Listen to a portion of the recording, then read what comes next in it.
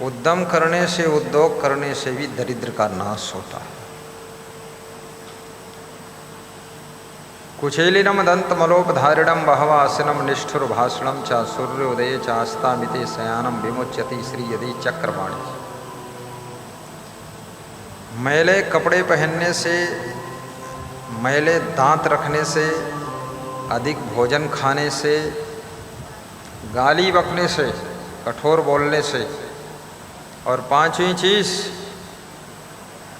सूर्यास्त के समय सोने से और सूर्योदय के समय सोने से विष्णु भगवान भी क्यों न हो, उनको भी लक्ष्मी छोड़ कर चली जाती है, लक्ष्मी छोड़ कर चली जाती है। जो साफ सुथरा कपड़े पहनता है, दांतों को साफ रखता है, भोजन कम खाता है। कितने लोग जरूरत के लिए नहीं खाते, पेट भरने के लिए खाते। जब पेट पूरा भर गया बोरा की तरह तब बंद करते हैं। और कितने लोग स्वाद के लिए खाते, स्वास्थ्य के लिए नहीं। जबान पर टेस्ट आए, बात को चाहे जितना कष्ट आए, सब कष्ट सह लेंगे, पर वो जबान पे टेस्ट आना चाहिए। जो टेस्ट के लिए नहीं खाता है वो कष्ट नहीं पाता है। और जो व्यक्ति स्वास्थ्य को ध्यान में रखकर खाता है और गाली नहीं बकता, कठोर नहीं बोलता, किसी के साथ में गलत व्यवहार नहीं करता, और सूर्योदय और सूर्यास्त के समय जागता है, आलस्य नहीं करता है, लक्ष्मी उसका चुनाव करती है। उसके घर में कभी दरिद्र नहीं आता है, दरिद्र नहीं आता।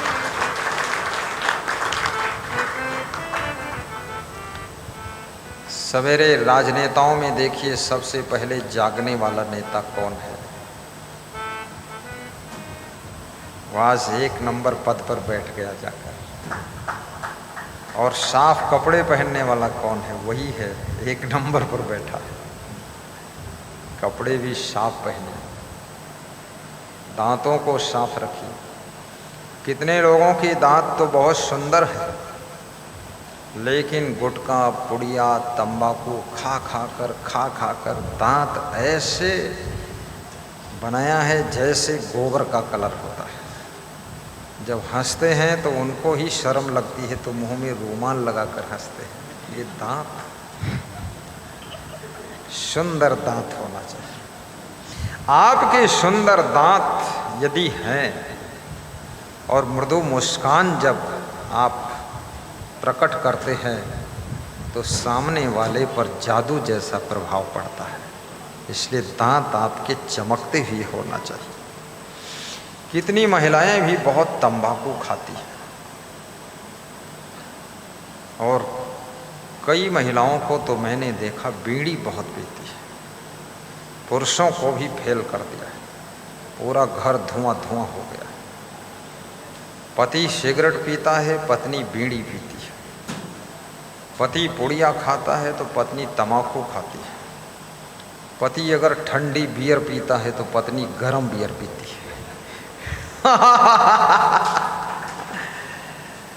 पति इंग्लिश बियर तो पत्नी देसी बियर।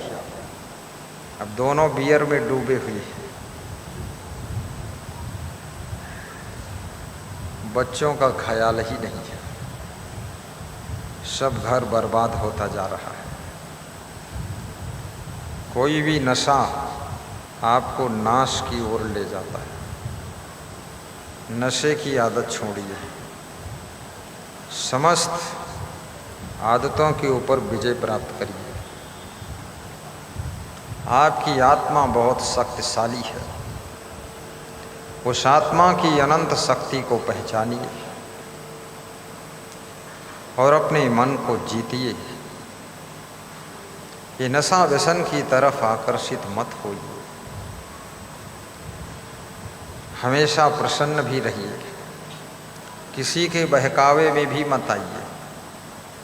कितनी लड़कियां शादी होती है, ससुराल जाती हैं, साल 2 साल बहुत अच्छी रहती है, फिर किसी ने उनको बहका दिया कि तुम इतना काम क्यों करती हो,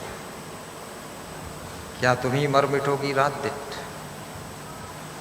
बस बहू बहकाने में आ गई, धीरे धीरे धीरे धीरे काम करना कम कर दिया, आलस्य करने लगे, सास ससुर नाराज होने लगे, पति भी सोचने लगा कि हर व्यक्ति प्रगति करता है, मेरी पत्नी दुर्गति कर रही है, सब लोग आगे बढ़ रहे हैं, ये पीछे बढ़ रही है, क्या हो गया इसको।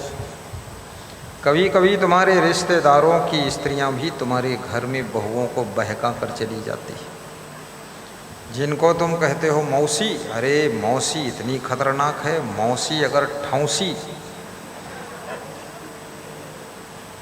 मौसी की खांसी बहू की फांसी हो जाती है। कई बुआ जी ऐसे है, बुआ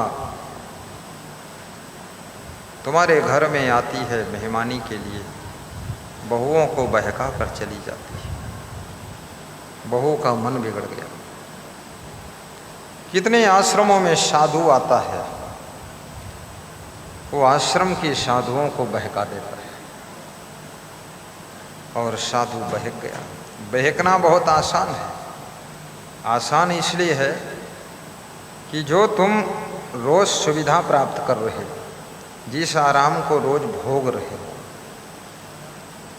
और जिस सुख में रोज रह रहे हो, और रोज यदि लड्डू पेड़ा खा रहे हो और रोज आराम से पंखा चल रहा सो रहे हो, तो धीरे धीरे इस सुविधा का महत्व भी आपके चंचल मन के भीतर कम हो जाता है। तुम सोचते हो ये सब फोकट में हो रहा है, ये पंखा फोकट में चल रहे हैं, ये पंखे सब मूर्ख है इसलिए घूम रहे हैं, ये कूलर इसके तो बुद्धि नहीं इसलिए चक्कर काट रहा है, और ये सब लड्डू पेड़ा बेवकूफ़ लोग हैं बांट रहे हैं, खाते रहो उड़ाते रहो। लेकिन जब बहकावे में आ जाओगे, जो बहुएं बहकावे में आ गई हैं, याद रखना वह चारा मशीन खींचते हुए देखी गई है, चारा मशीन खींचते हुए देखी गई बहकने वाली बहुएं।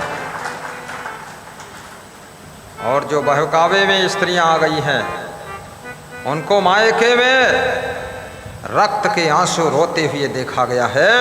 भाभी एक तरफ से प्रेशर लगाती है और भाई दूसरी तरफ से प्रेशर लगाता है, दुई पाटन के बीच में साबुत बचा न कोई, हाँ रगड़ी जा रही। तब उस पति की याद आती है, और इतना दिन हो गया तब तक वो पति दूसरी पत्नी ले आया, वो भी खिलाड़ी है, अब सीट खाली नहीं है भाई, सीट भर चुकी इसलिए ज़्यादा ड्रामा मत करो, ज़्यादा नाटक मत करो, सावधान।